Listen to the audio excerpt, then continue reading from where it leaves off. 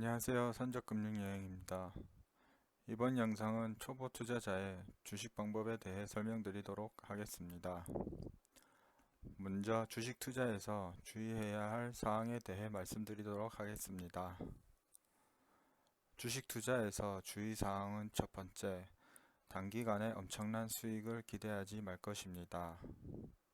예를 들어 하루 또는 일주일 등 단기간에 원금의 2배 이상 또는 50% 이상 등입니다. 두 번째, 절대 욕심내지 말 것이며 과거에 연연하지 말아야 합니다. 예를 들어 이때 샀더라면 또는 이때 팔았더라면 입니다. 세 번째, 초보자일수록 국내 기업 시가총액 10위권 안의 기업에 투자하여야 합니다. 네 번째, 초보자일수록 파생상품, 예를 들어 ETF나 인덱스 또는 고법스 등에 투자하지 말아야 합니다.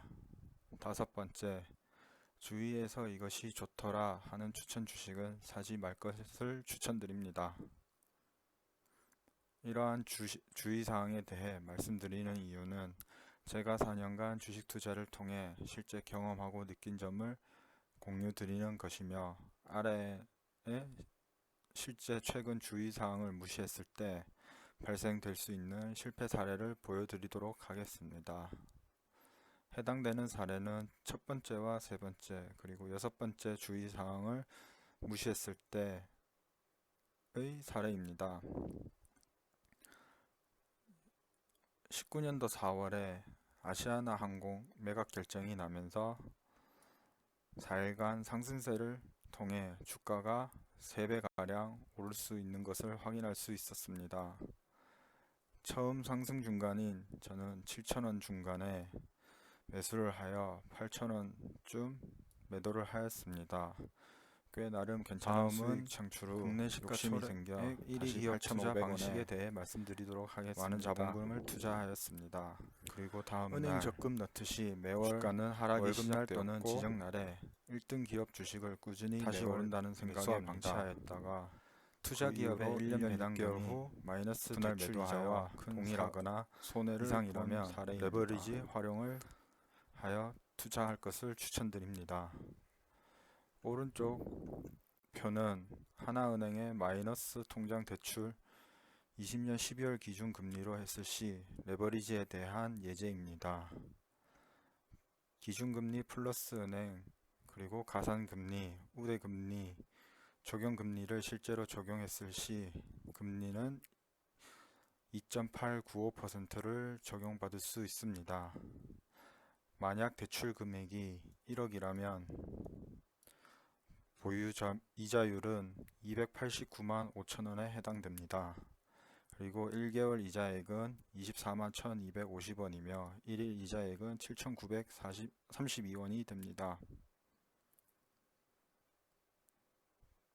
대출 금액 플러스 본인 자본을 합쳐서 1억 5천일 때 삼성전자 우선주를 한 주당 7만원에 매수를 한다면 보유 주식은 2142주이며 1년 배당금은 20년 기준 1416원이라 하였을 때, 이럴 경우 1년 배당금에 대해 세금 15.4%를 제외하고 나면 세후 금액은 256만 5,979원을 받게 됩니다.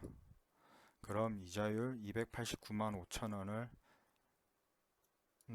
빼기 256만 5,979원을 빼게 되면 전체적으로 1억의 대출에 대한 이자는 32만 9,021원입니다.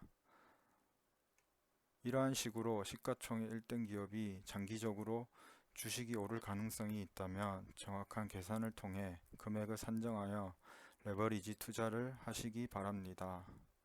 요즘 비투라고 일컫는데 그저 투자하는 것이 아닌 위와 같은 계산과 본인의 자금 사정을 정확히 판단한 후에 비투를 하시기 바랍니다. 다음으로는 1등 기업 투자 시 최소 1년 이상 가져간다고 생각하시고 투자하시기 바랍니다. 그리고 주식 판매 시점은 개인마다 다르겠지만 정확한 목표치를 설정 후 판매하시기 바랍니다. 예를 들어 원금의 2배 또는 3배 아니면 매수가의 56% 상승 시입니다. 그리고 투자 기간 중 시가총액 1위와 2위 기업이 바뀌게 된다면 아래와 같은 방법처럼 전환해 주시면 됩니다. 현재 1등 기업이 삼성전자, 그리고 2등 기업이 SK텔레콤이라고 가정을 한다면 삼성전자 우선주의 포지션을 100% 가져가면 됩니다. 하지만 만약 1등 기업과 2등 기업 시가총액 차이 플러스 마이너스 5에서 10% 정도 차이가 난다면 1등 기업과 2등 기업에 대한 지분율을 각각 50%씩 가져가면 됩니다. 이유는 추후 어느 기업이 1등이 될지 알 수 없기 때문입니다.